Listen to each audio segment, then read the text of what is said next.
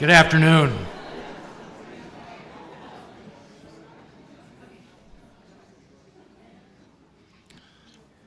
Welcome and thank you all for being here for the State of the Campus 2023. I'm thrilled that all of you are here because I'm going to tell the story of the campus, and that's in fact your story, not mine. It's from all of you. We have some important guests here today. We have Regent Frank McNulty here. Frank, welcome and thank you for your service. I think I just saw Liz Concordia walk in the door. There she is. Thank you, Liz. Is Dave Ryan here? I know he was going to come, but maybe he'll show up in a minute. Dave is the new executive director of the Anschutz Foundation, which obviously has been an enormously important partner for us. I would start by saying that on this campus, the University of Colorado Anschutz Medical Campus, our goal is simply to be at the very forefront of innovation in health and medicine. We seek to hire architects and dreamers, leaders who are shaping the healthcare landscape and bringing new ideas to life. And frankly, I think we've built something pretty spectacular together. We have a dynamic and growing campus. We have a place that's driven by bright minds, crafting new solutions and changing lives. We have a place where the future healthcare workforce trains to lead what's next in modern medicine. We have grown rather quickly into a leading academic medical campus, and we continue to grow and innovate and evolve. As we build on that strong foundation, we also recognize that we are facing a changing landscape, requiring us to lean on one another and frankly on our partners, and to adapt in new, sometimes difficult, but often exciting ways. I do believe we have every reason for optimism as we move forward. We are, I think, in an uncommon position among today's academic medical centers. We continue to build steadily on a solid foundation in each of our three mission areas, and we still have plenty of room to grow and expand. At the base, we have a great set of assets. We are the only academic medical center in the region. We have leading education and training programs. We have a tremendous ecosystem as a research and innovation hub. We have, most importantly, two top-ranked affiliate hospitals providing world-class care, and we have strong connections with industry, government, and community partners, although sometimes those government connections can get a little frosty. Just look at some of our metrics. Last year, you attracted over $867 million in sponsored research funding and gifts for research. $740 million of that was in research awards alone, and we also got another $163 million in research sponsoring gifts. For everybody in this audience or on the video who's in a lab, we thank you. One example of that earlier this fall is the Colorado Clinical and Translational Science Institute, which received a $54 million grant from the National Institutes of Health over 7 years to advance biomedical research and training across Colorado. It's the fourth consecutive time the NIH has funded our CCTSI. In clinical care, with our hospital partners, we treated over 2.1 million people of all ages on this campus, coming from every one of Colorado's 64 counties, with patient-centered, high-quality care. The School of Medicine faculty alone treated nearly 750,000 unique patients last year. That's a remarkable number, 750,000 patients touched by our faculty. Students, and that doesn't include dental visits or the nursing visits. In students, enrollments are very strong. We have a little over 4,500 future leaders pursuing degrees in over 40 health professional programs. In terms of revenue, we nearly reached $3 billion last year, and that's up by more than 50% in the last 5 years.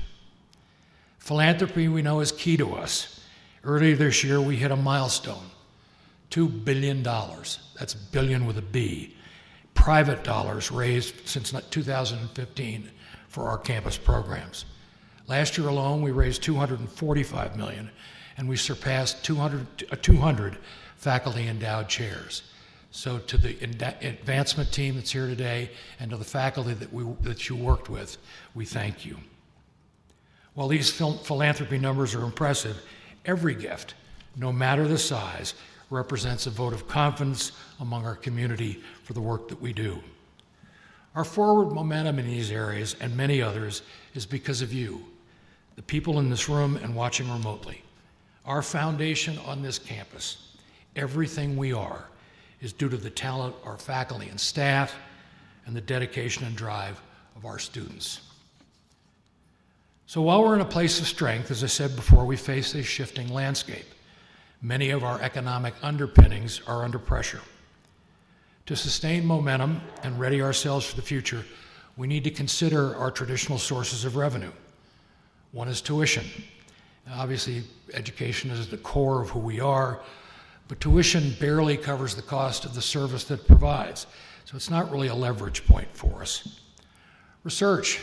We've grown research tremendously, and we must continue to do that.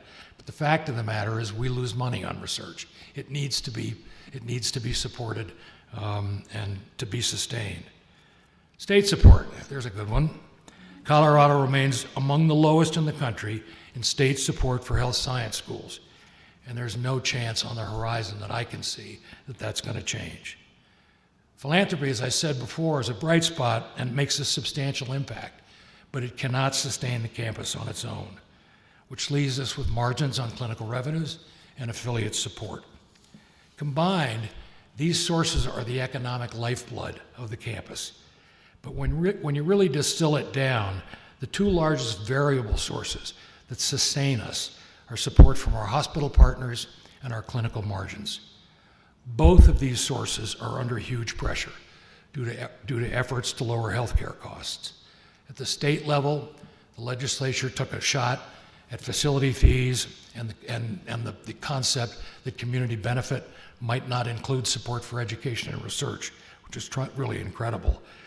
If either of those had happened, the target would have been the hospitals, but the impact would have been felt largely by us.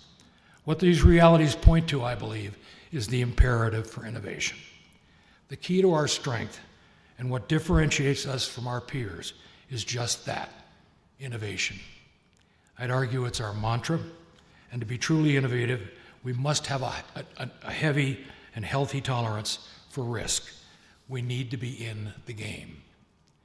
Let's look at some examples. The first one I'd mention is a company called Oncoverity. It's a joint venture with UC Health and a pharmaceutical company in Belgium called argenx, with a focus on new therapeutic options for acute myeloid leukemia, which is a horrible disease, and work based on our science. We really have a chance to change the game for those patients. We are taking a calculated risk, but the potential for human lives is enormous. Our fingers are crossed, maybe toes too. We're also creating a company called Refined Science, another joint venture with UC Health. We're taking the platform and others like it that help create Oncoverity, combining science with AI and basic science like single-cell omics, and applying it with partners against potential new targets across a broad range of opportunities. Both of those examples are ways of creating new revenue streams, and they could be significant revenue streams. We have a lot of other exciting initiatives, one of which we're in the throes of right now, and that's the Anschutz Acceleration Initiative. It was made possible with a gift of $50 million from our longstanding philanthropic partner, the Anschutz Foundation. It's designed to speed healthcare solutions that are ready to make a direct impact in the clinic in the next 3 to 5 years. Your ambitious ideas have been inspiring, and the response is impressive. We put out a request for LOIs, letter of intent. We thought we'd get 30 or 40. We got 165. We've invited 76 of those back for full proposals, and we're in the throes of evaluating those to send them to an external review board later in December, and hope to announce the winners early in January. After launching the Gates Institute last spring with renewed investments in regenerative and cell and gene therapy-based therapies, The faculty and group of the Gates Institute and the GBF have quickly ramped up, and they're taking a next generation of therapeutics from concepts to clinic and market. The prospects of the Gates Center, I think, are eye-opening. With our investment in bioinformatics, including the creation of the Department of Biomedical Informatics and the Center for Health AI, we put our stake in the ground at the forefront of an emerging field that we believe is a critical part of so much of what will move healthcare forward in the next decade. Another bright spot is our own investment in early-stage research through programs like AB Nexus, Spark Reach, and Gates Grubstake. This spring, we made our 6th round of awards through AB Nexus, an intercampus program designed to foster multi-D research between our experts and colleagues in Boulder. In less than 3 years, 48 teams spanning 40 areas of expertise have secured more than $15 million in external grants to further their work, and that pipeline is still flowing. Programs like these are vital as research dollars are harder and harder to come by. We can continue to deliver to elevate our competitive profile with creative team-based approaches, leveraging the Office of Research and Development, the CU Innovations Department, CU Advancement, and one another to tap into new funding sources. It is clear that industry partners are eager to help us take your novel ideas to clinic and to market, with CU Innovations playing a central role. Our faculty have launched 33 companies, filed 1,805 patents, and developed 1,087 inventions since 2016. We heard about one today with the reverse merger and launching on NASDAQ of a company called Q32 Bio, launched by Mike Hollers. Accolades for this work have been many.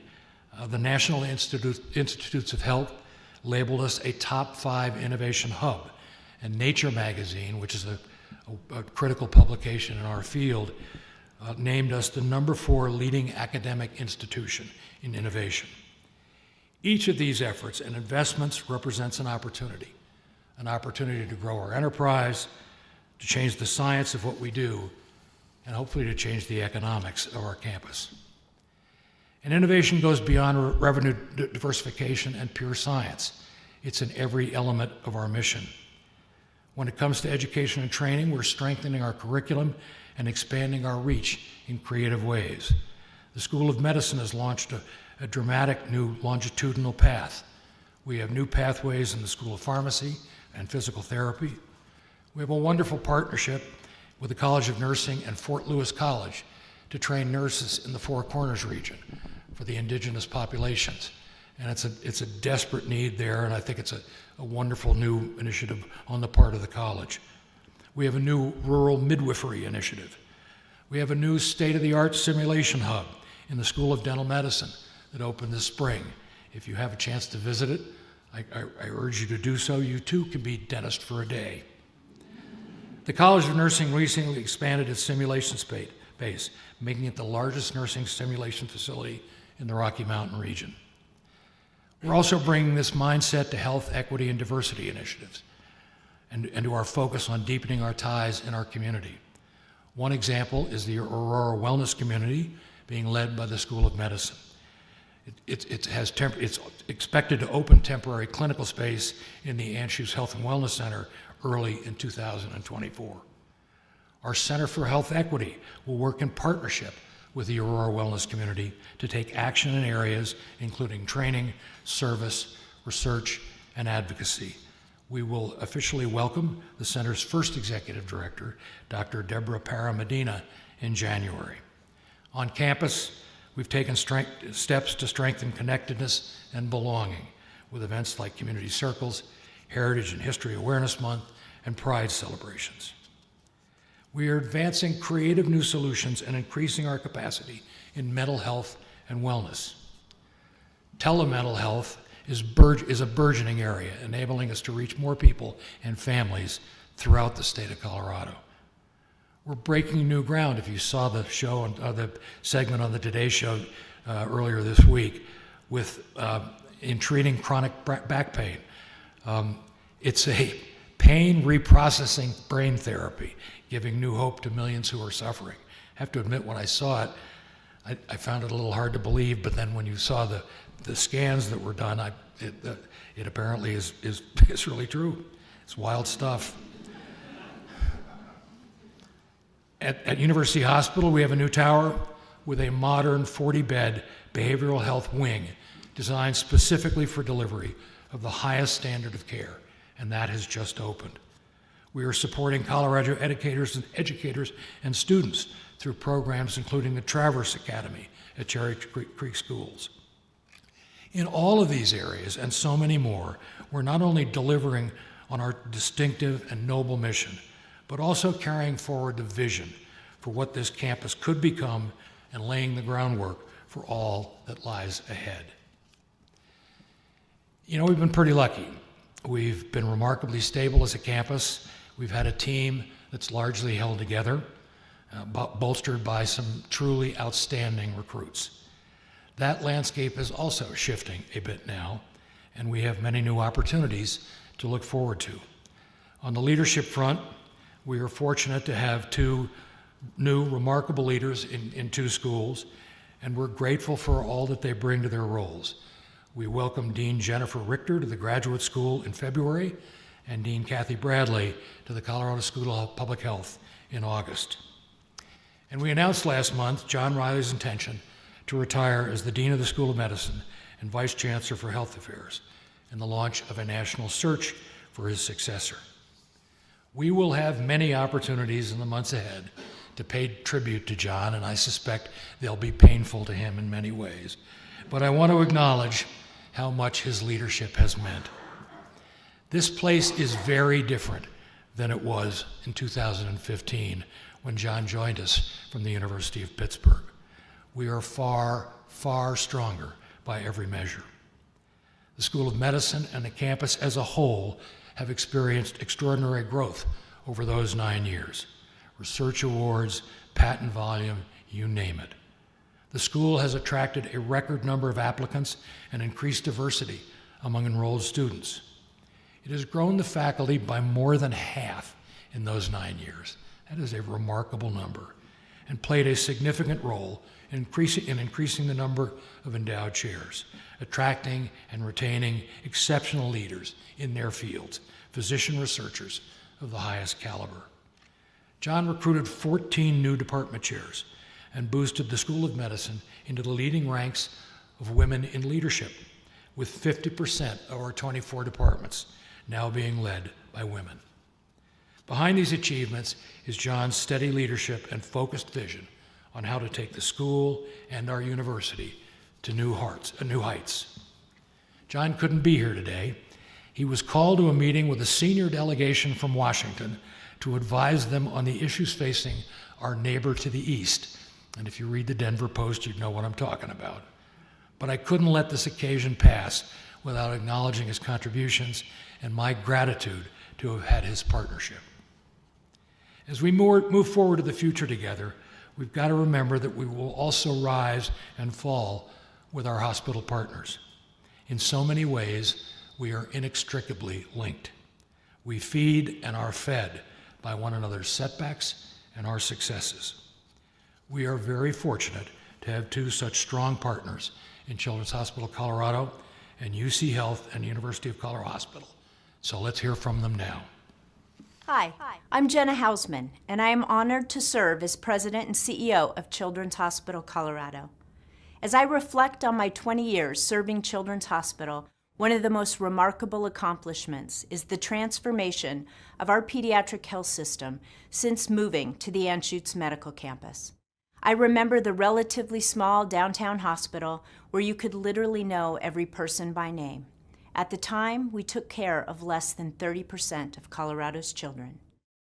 With an inflection point of a bold vision and the courage to move to Kansas, many feared we would financially cripple the hospital and scare off all of our patients. Today, Children's cares for 70% of Colorado's children from all 50 states and nearly 50 countries, and has an educational digital footprint across 187 countries. The power of co-location and collaboration with exceptional schools and colleges within the CU Anschutz Medical Campus and our UC Health partners has exceeded any of our wildest visions and expectations. Together, we have created one of the country's most impactful medical campuses. Our shared missions allow for each organization to be excellent in our own rights, but stronger together. As we catch our breath from the challenges of the past few years, recalibrate, and steady on with our strategic visions, I am optimistic that together as partners, we will continue to thrive. Thank you for choosing to be a part of this special place. Your expertise and passion for your professions is key to our shared successes.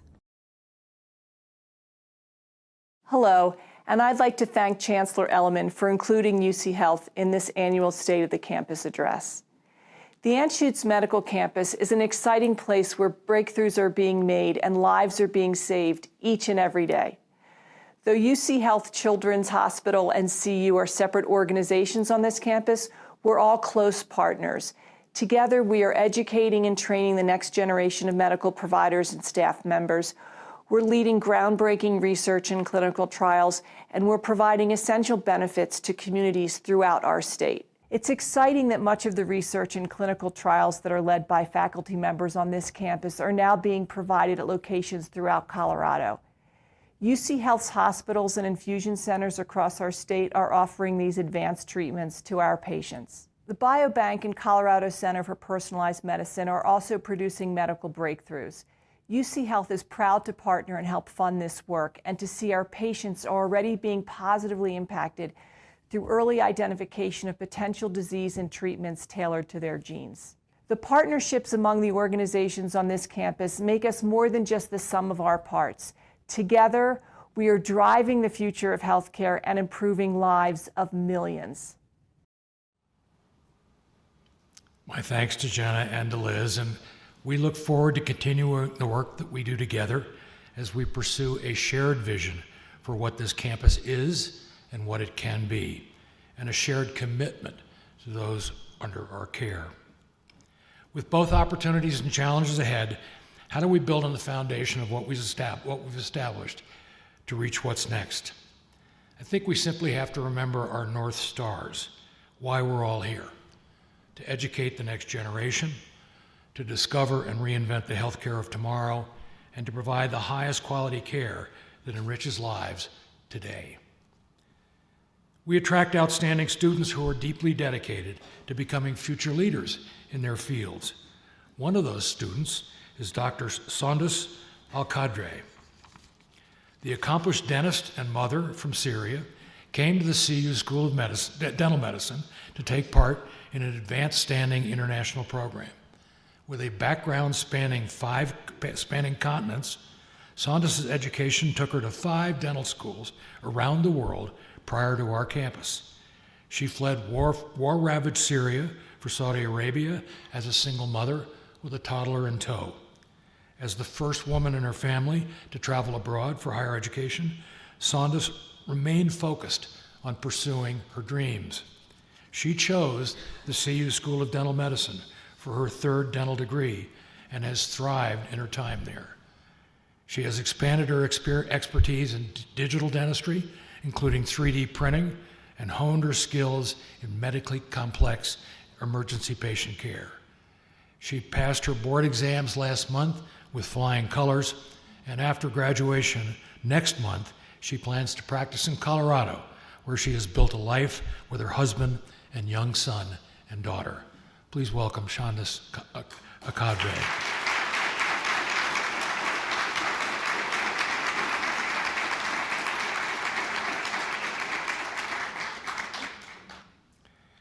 A huge part of what we do on this campus, and we all know it, and what makes it such a special place, is the strong spirit of collaboration and commitment to advancing science to better people's lives. These qualities are evident in Dr. Tracy Lyon's work to create new therapeutic options for women with breast cancer.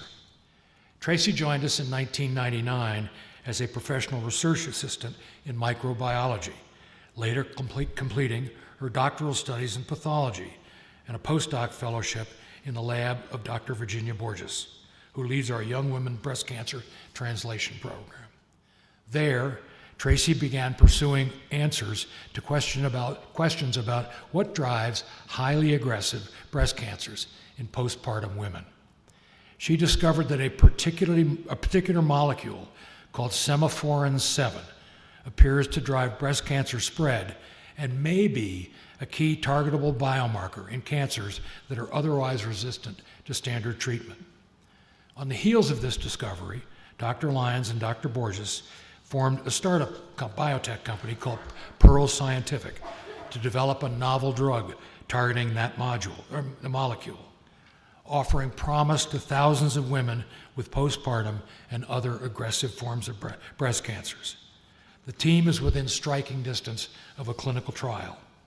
Last fall, the American Cancer Society recognized Tracy for her breakthrough discovery and a major step forward in cancer prevention and cancer treatment. I think members of Tracy's and Virginia's labs are here. If they are, would you stand?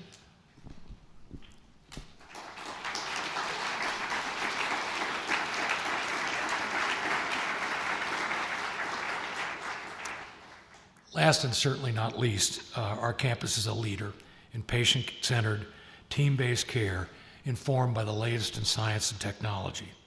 There are literally thousands of stories each year of patients who benefit from life-changing outcomes at our hospital's facilities. I'd like to share with you the story of one of those patients, an Aurora native, Josh Bryan. In 2016, Josh took a trip to Thailand to celebrate his first successful year in business. In a few short seconds, a terrible scooter accident turned Josh's life upside down. Both of Josh's femurs were badly broken. He narrowly escaped becoming a double amputee. He was racked with infection and excruciating pain.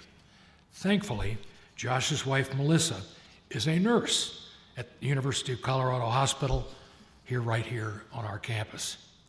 She flew to Thailand to help him heal his infections enough to fly home, where he came under the treatment of the Limb Restoration Program team here on campus. Dr. Nathan Donaldson performed a rare and innovative procedure that saved enough of Josh's left leg to give him a chance to walk again. From there, Josh eagerly began the transition from wheelchair to crutches to a socket prosthesis, which brought a new set of challenges. You see the magazines and you see other amputees and their life with a socket, and it seems so picturesque. But for me, it ended up being a nightmare. I would spend most of my time in my wheelchair. I couldn't walk more than 30, 40, 50 feet without being completely winded. It was just very cumbersome. A lot of my identity was built through my being able to be physical. I built a roofing business around that, and all of that was pretty much on hold until I could figure out how to be more mobile. It was a challenge, and it was putting me in a lot of depressive states. I could tell it was really putting a lot of strain on him and his own identity, and he just kind of lost a little bit of his spark. So after 4 years of fighting with sockets, I was like, I need something else because this just isn't working. Osseointegration is a difficult surgery in the best of circumstances. We're able to introduce a bone-anchored prosthesis into their skeleton. And the term osseointegration comes from the bone growing in and integrating into that implant. I went to Stonebeck and he basically said to me, he said, you know, you're not a candidate. Josh had a history of infection, which was something that we were concerned about. He had a above-knee amputation with an upside-down tibia and was walking on the back of his knee, which has a large artery called the popliteal artery that was running directly over the end of the bone where the osseointegrated implant would go. There's a concern that he could bleed to death just by inserting this implant. So I went home that day and I cried myself to sleep. I woke up the next day and I asked him a lot of questions around like, how can I make myself a candidate for this? And so when we were talking about osseointegration and the risks involved with doing the procedure, I said, you know, so how has this gone before? And he says, Josh, this has never been done before in the world. And he kind of understood what we were talking about. I am the first patient in the world to have had these coinciding surgeries. Dr. Donaldson and I moved the artery out of the way in order to set the stage for osseointegration. We're able to make an implant that permanently affixes to the patient. And not only do they then reharness their normal anatomy and their alignment and the muscles that they use to function their limb. I could never, ever do that. They also get a phenomenon called osseoperception. So they're able to feel through the bone and through the integrated implant. It's really a limb replacement surgery. About 6 weeks after we did his surgery where the implant comes through the skin, he was fit with his prosthesis and he stood for the first time. And the smile on his face was pretty awesome. Oh. Cool. Whoa. This is the way homework works in this program. That is cool. Well, I can feel the ground. The osteoperception is probably the best game changer for me as far as this surgery goes. I had a roofing business and I couldn't get up and down ladders because I couldn't feel the rung. And to be able to have that feeling was the moment where I was like, I can run my roofing company again. I can do this. And just to be able to feel grass versus hard concrete or gravel and know when you're on loose dirt and being able to keep yourself from falling because you can pick up that information through your bones, through the leg itself. There was this one moment we were walking in the grocery store and it was after OI and Josh had like this perfect gait and he was walking so fast and I couldn't keep up with him and I started crying. And it seems so silly that like I'm crying in a grocery store, but it's just like these simple things of just like watching him be his normal person again. This campus and all of the wonderful, talented people that I have the privilege to work with, putting our heads together and our individual skill sets to make these sorts of things happen for people who have often been told there's no hope, there's no way forward, we have no options for you. But our program, the limb restoration program, is able to find options when others think there aren't. It's been the best part of my career, and so that's why I do what I do. As soon as I started working with limb restoration, I knew that I was in good hands. Up until that point, I was pretty much questioning everything and I didn't know what my future was going to look anything like.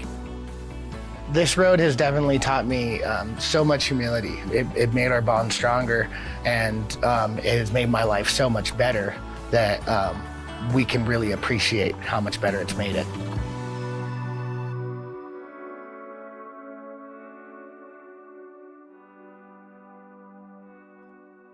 Please welcome Josh, Melissa, and Dr. Jason Stonebeck.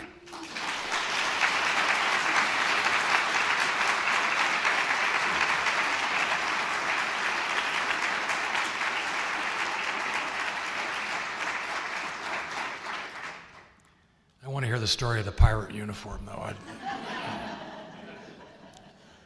Stories like Saunders', Tracy's, and Josh's are why we're all here. I mean, it's really that simple.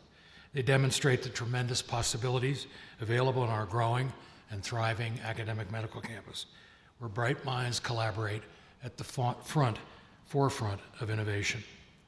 I said today that the landscape is shifting. The challenges and opportunities ahead will require us to adapt, evolve, and innovate. We've proven again and again that those are the very areas in which we excel. It's an honor to work alongside you as we build our future together. I hope you share my excitement for what's next. As we prepare for Thanksgiving next week, please accept my deepest gratitude on behalf of our campus community and those that we serve. Thanks to all that each of you do every day to make this place a truly amazing place. Thank you.